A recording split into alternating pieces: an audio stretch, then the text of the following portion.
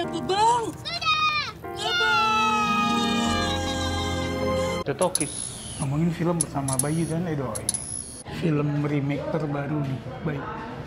Apa nih? Selama Sesi Girl, Falcon ngeluarin remake lagi dari film Korea, Miracle in Cell No. 7. 2, 3. Hati-hati di jalan. Jangan lupa makan. Miracle in Cell No. 7 nih punya reputasi sebagai salah satu film paling menyedihkan nih, Bayu.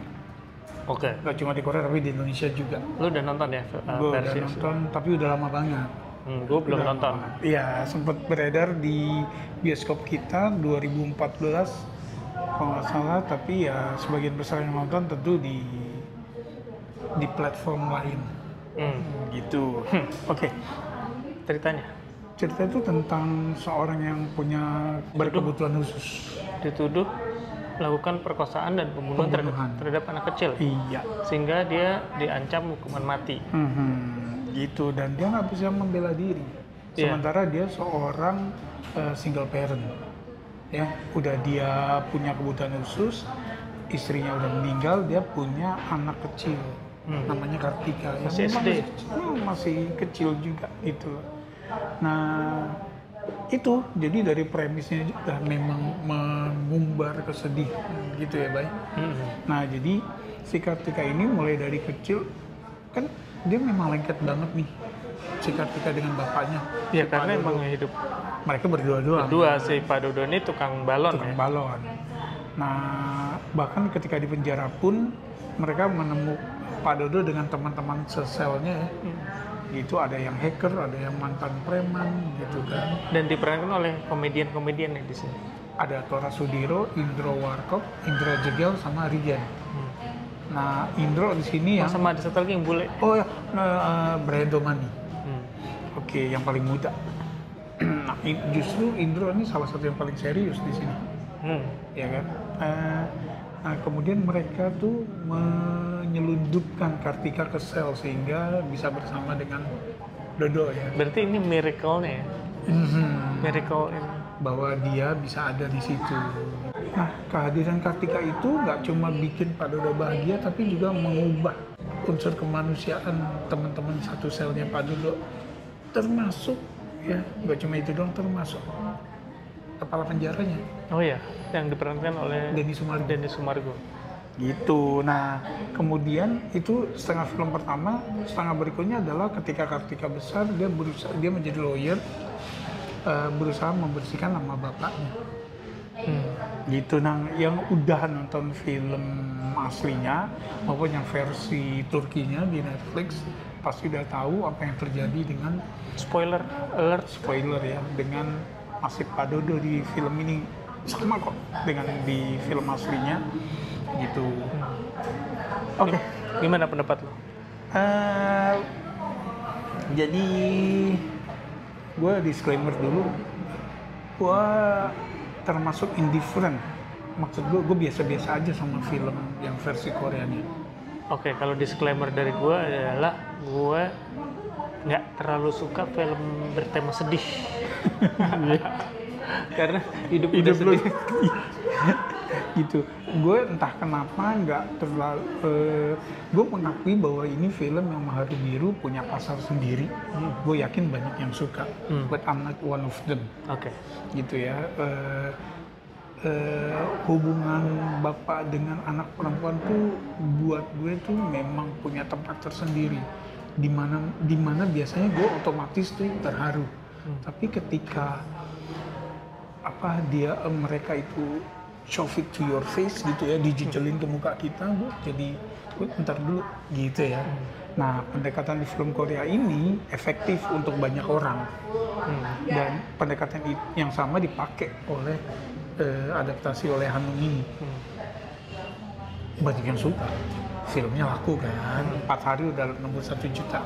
Tapi gue juga termasuk indifferent. Gue mengakui unsur teknis produksinya itu bagus. Ya, mungkin gue juga bisa sekalian nanggapin.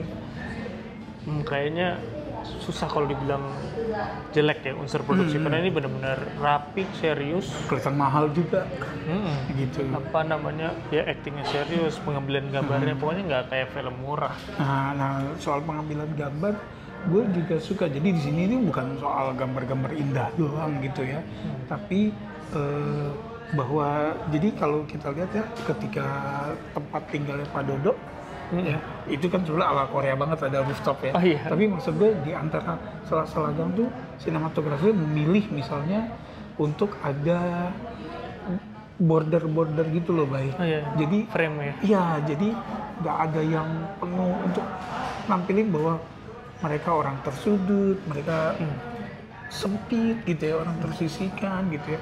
Itu ada satu angle yang gue suka banget sebetulnya ya, yang ada pintu tetangga, terus si rooftopnya ini tuh, ya kan? Kelihatan. Nah itu jadi itu gue suka banget itu.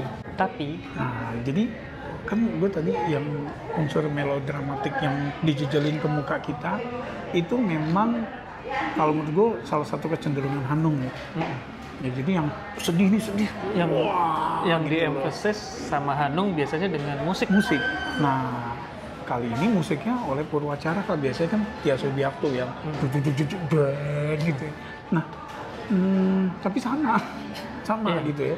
Kalau gue juga berasa nih bahwa kalau lo nggak sedih, nih lo gue harus Iya. gue buat sedih dengan ini, dengan musik ini. Sedih gitu. Sementara gue berharapnya dengan diam pun, dengan sepi pun itu kesedihan bisa muncul. Nah, kalau masalah diam bisa sedih ini ada satu adegan yang gue lupa di Koreanya begini juga apa enggak ya, karena gue udah lama nonton. Di terakhir ketika Pak Dodonya udah mau dibawa keluar, Kartikanya manggil-manggil gitu ya, itu kan udah nggak ada kan, bapaknya udah nggak ada. Itu tuh kalau menurut gue udah cukup sehingga kita, si Kartika maupun penonton tuh benar-benar merasa kehilangan. Tapi kemudian pintu terbuka, Pak Dodonya masuk lagi, nah itu tuh kalau maksud gue Over jadinya. over, yang mungkin efektif buat banyak orang gitu ya. Gitu deh. Ya, tapi ini walaupun mungkin kedengarannya nggak terlalu suka ya lo maupun gue, tapi kita tetap appreciate bahwa film Indonesia ini makin bagus. Ya, ini well produced.